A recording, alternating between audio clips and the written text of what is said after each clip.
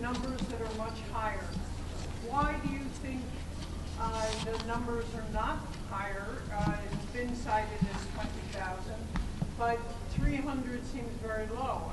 Will that move forward even though President Trump did cancel the next round of peace talks? Thank you. That is indeed a strange contradiction, and I was mentioning that when I spoke. The so-called ICC is talking about tens of thousands of abducted children. We hear the same numbers from our Western colleagues and from Ukrainians themselves, but all they can come up with was a list of 339 of those that we will try to identify. And the process goes as follows.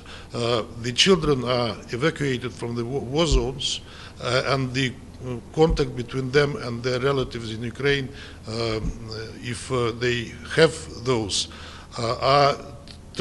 we try to establish them, and if there are relatives and the children express clear wish to return to them, we make that happen.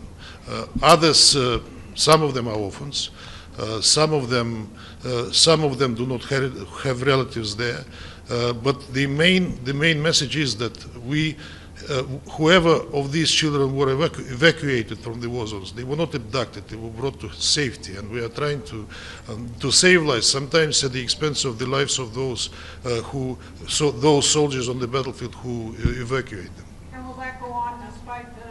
Yes, we said we'll continue, yes.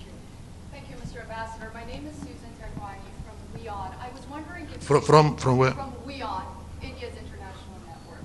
My question is, can you confirm or deny whether Russian officials have offered or made arrangements to facilitate the evacuation of any Iranian government official should tensions rise, and welcome them to Russia?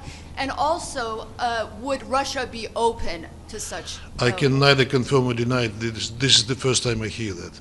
Ambassador, Stacey Foster, ITV News. Vladimir Putin told Donald Trump at the weekend that he was ready for peace talks. Was he lying? For peace talks on what? On what? On Ukraine. Was he lying? We never said we were not ready for the peace talks. The last talks, the last round happened in Istanbul on the 2nd of June.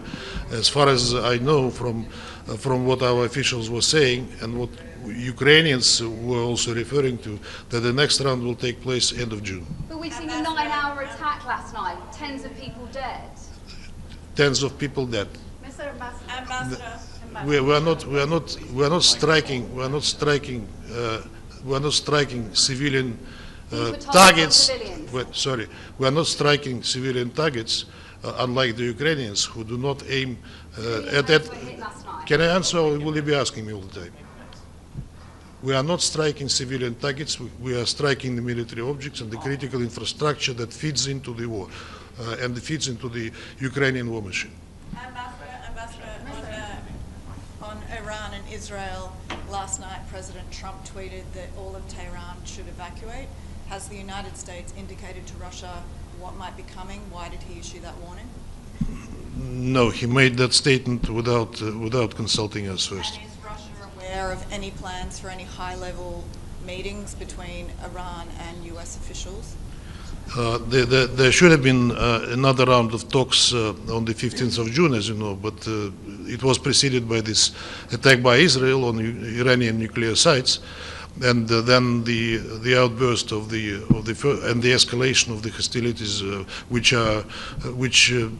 risk to turn to all-out war. Iranians are not now, I understand them, in a position, to negotiate anything while these events are happening. But President Trump said today that he would encourage, or rather instruct, Vice President Vance and then his envoy Steve Witkoff to try to contact Iranians in an attempt to continue this process. Thank you, sir.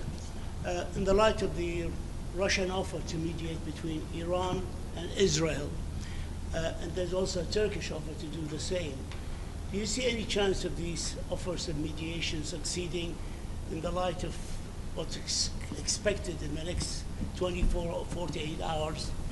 The offer was indeed made, both by President Putin and by President Erdogan, but I don't see any appetite for mediation on the part of Israel, at least at this time, neither in 24 or in 48 hours. But these hostilities, this thing should be stopped because it has absolutely unpredictable consequences.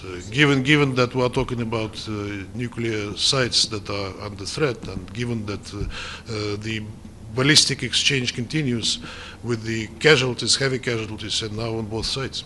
But you think about Israel, not Iran. Well, I think Iran would be prepared for talks. For talks to continue what these attacks by Israel stopped in the context of its nuclear program, but the condition is that Israel stops the attacks first. Are you coordinating your effort, maybe mediation effort with the United States on Iran and Israel? Could you repeat? Nabila Bisab, Al Arabi TV station. Are you coordinating your mediation efforts between Israel and Iran with the United States? There was a conversation between President Putin and President Trump the other day, and President Putin said that we are ready to do what we can to facilitate. That was said directly to President Trump. So in that sense, yes, we are coordinating, but we don't have any mediation efforts on the ground. Mr. Ambassador, on the Israeli-Iran conflict going on now, Russia, of course, has good relations with Iran and reasonable relations now with the United States. We have good relations with Israel too. With Iran. How concerned are you that not only this could escalate into a wider war, but into a nuclear war? Well, look, the pretext for the strikes is alleged Iranian military nuclear program, which nobody was able to confirm, including the IAEA. There are outstanding issues between Iran and IAEA, but first they are minor, and the IAEA cannot testify that Iran is developing, say, a nuclear bomb. But there are outstanding issues that were subject of inspections, of talks between Iran and IAEA, and that one day or the other should have been resolved. But it suddenly stopped with these attacks. Of course, there is a danger of at least nuclear